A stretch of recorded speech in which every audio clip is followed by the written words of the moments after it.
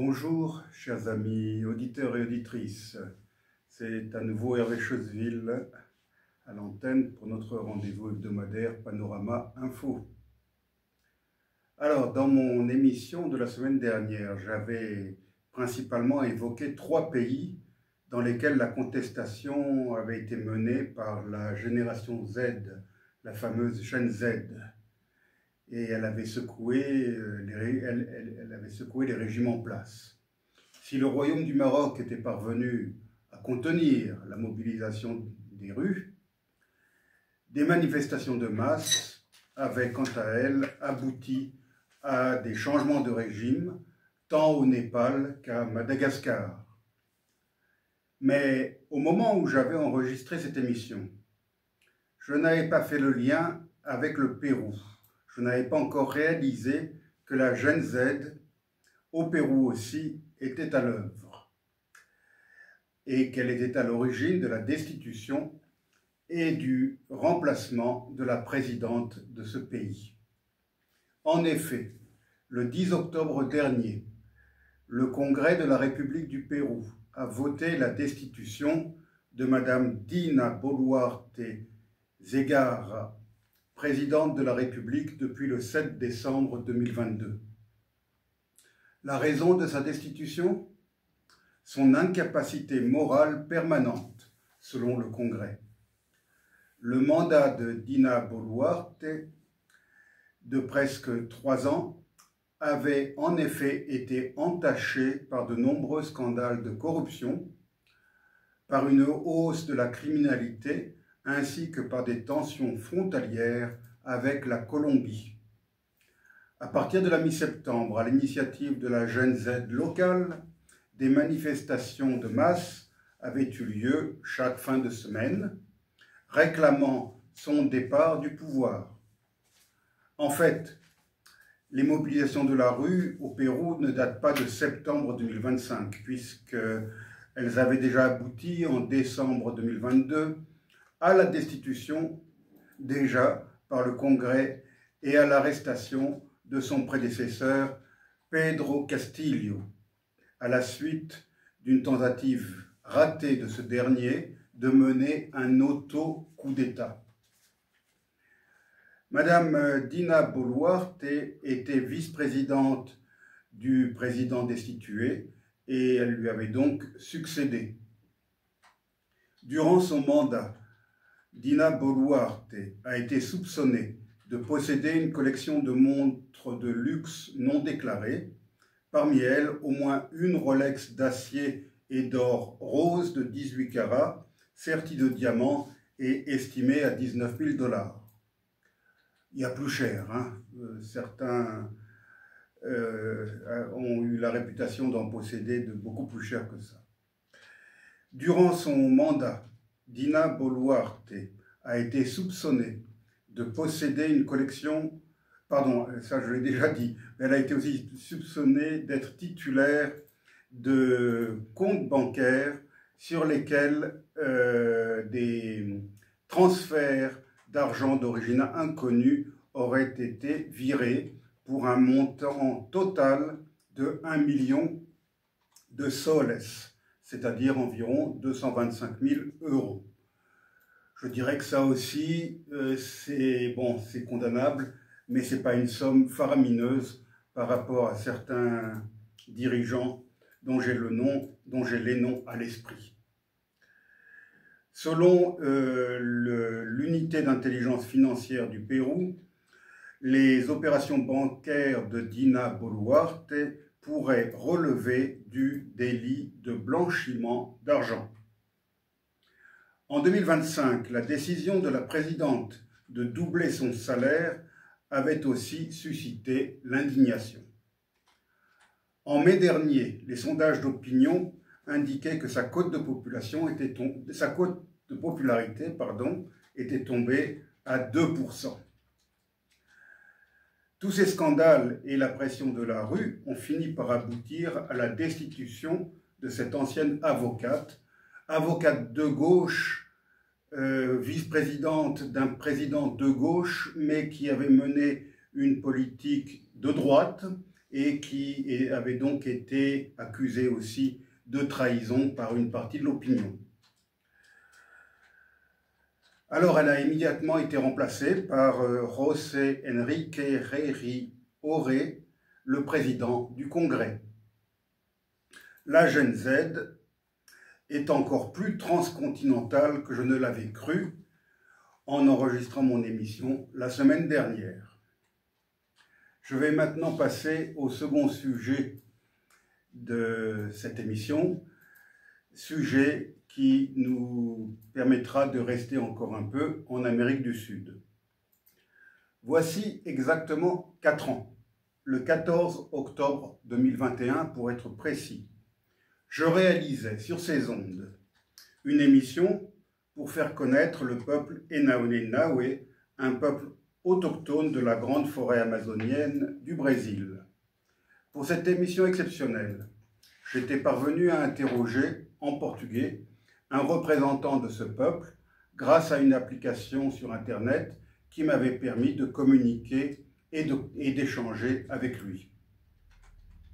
Alors que je préparais cette émission et que je tentais de communiquer avec Kawali, c'est son nom, j'ignorais encore que j'allais me retrouver entraîné dans une incroyable aventure humaine.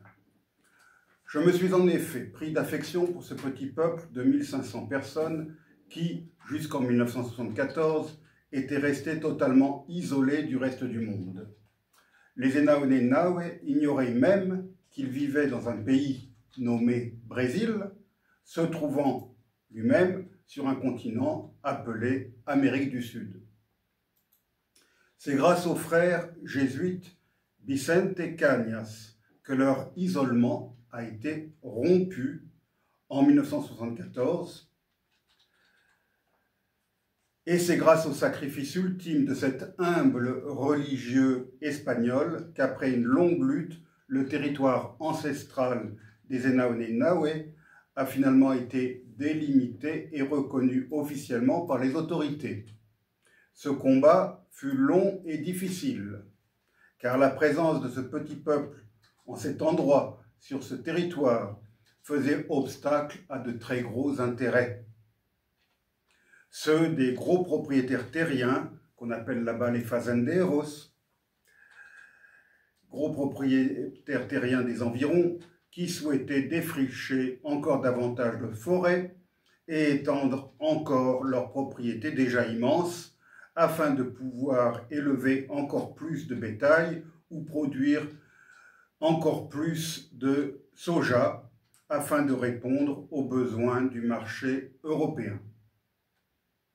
Les intérêts des grosses compagnies hydroélectriques qui, elles, voulaient construire toujours plus de barrages sur les rivières, celles-là même qui fournissent le poisson aux Enaoné-Naoué, peuple de pêcheurs. Les intérêts, enfin, des orpailleurs illégaux qui, pour extraire de l'or, avaient recours, et ont toujours recours, hélas, au mercure, qui empoisonne ces mêmes rivières nourricières.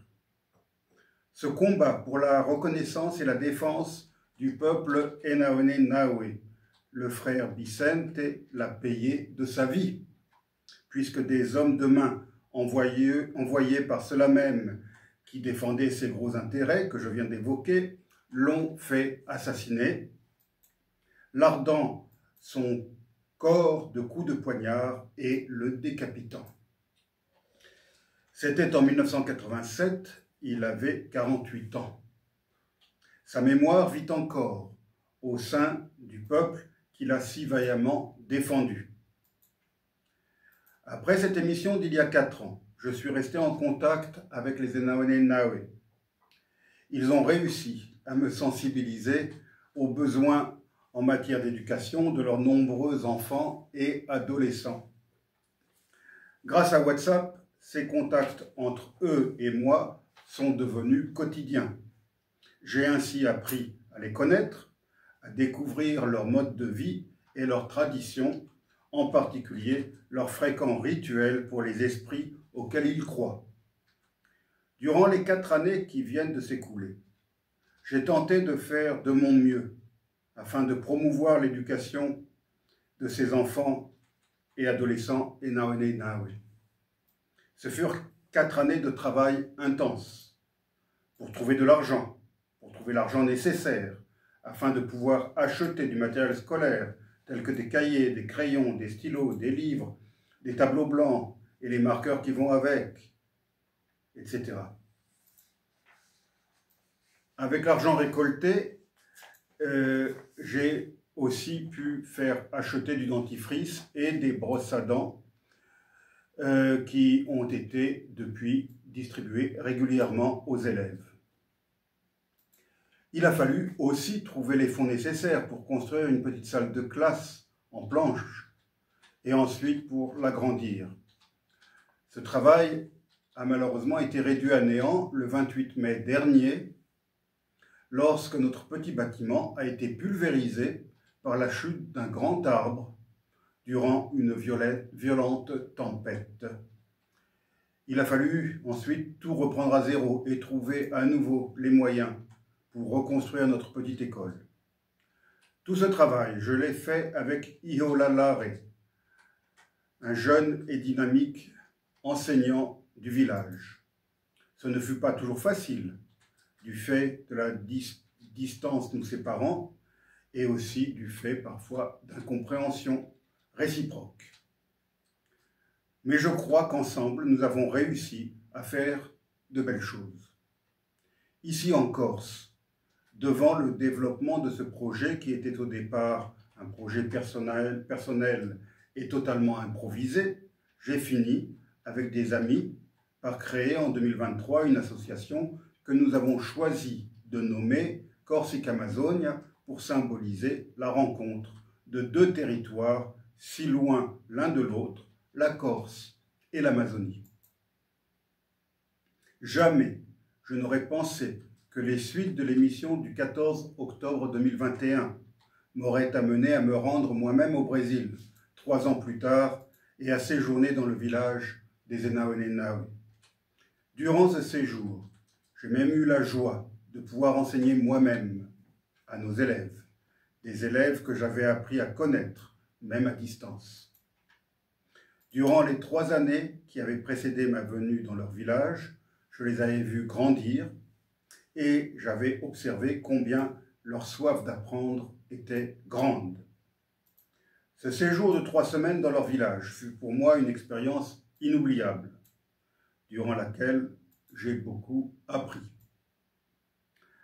Après 4 années de travail avec Ihola Lare là-bas et avec mes amis de Corsica Amazonia ici, je réalise tout le chemin que nous avons parcouru depuis cette émission d'octobre 2021. À la fin de 2022, avant même de m'être rendu sur place, j'avais déjà rédigé un petit livre pour accompagner les beaux dessins reçus de nos élèves de la Grande Forêt. Ce petit livre, sans prétention, s'intitulait « De la Corse au Mato Grosso » et il avait été publié dans ma maison d'édition Vincentello di Istria.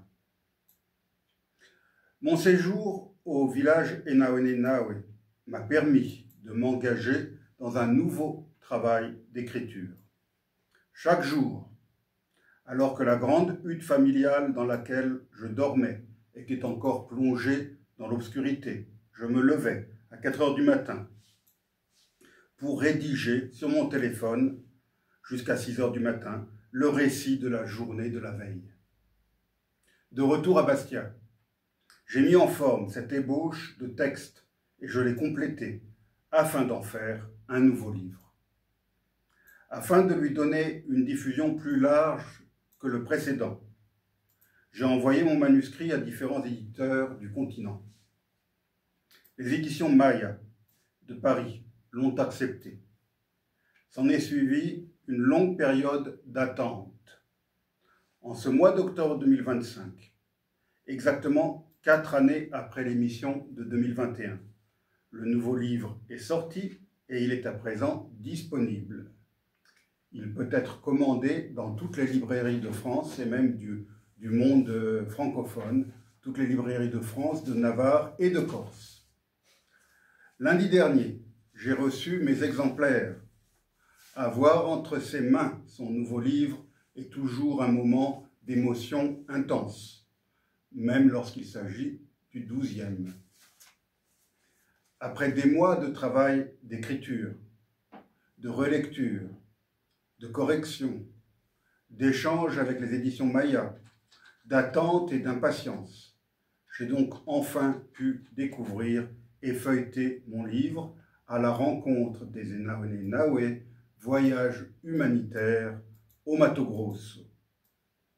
Ce nouveau livre est illustré de dessins d'élèves Enaoné-Naoué et je suis fier de contribuer ainsi à la promotion de leur talent artistique. Je pense en particulier à Donalice, ce garçon âgé aujourd'hui d'une quinzaine d'années, dont l'un des dessins illustre la couverture du livre et dont 7 autres dessins se trouvent à l'intérieur de l'ouvrage. Donalice est un réel talent. Malheureusement, ce garçon a de gros problèmes dentaires, comme beaucoup de jeunes Enaoné-Naoué. Depuis qu'ils sont en contact avec le monde extérieur, les Enaoné-Naoué ont pris goût aux boissons gazeuses très sucrées d'origine nord-américaine. Ils ont aussi mangé des aliments industriels, eux aussi sucrés. Cela a eu des conséquences catastrophiques pour l'état de leur denture. Oui, je dis denture, je sais que certains auditeurs ont sursauté en disant « on ne dit pas denture, on dit dentition ». Eh bien, figurez-vous que ma dentiste m'a elle-même repris, on dit effectivement denture. La denture, c'est l'état final des dents de la mâchoire supérieure et de la mâchoire inférieure, une fois qu'on a fini de grandir et qu'on a toutes nos dents définitives.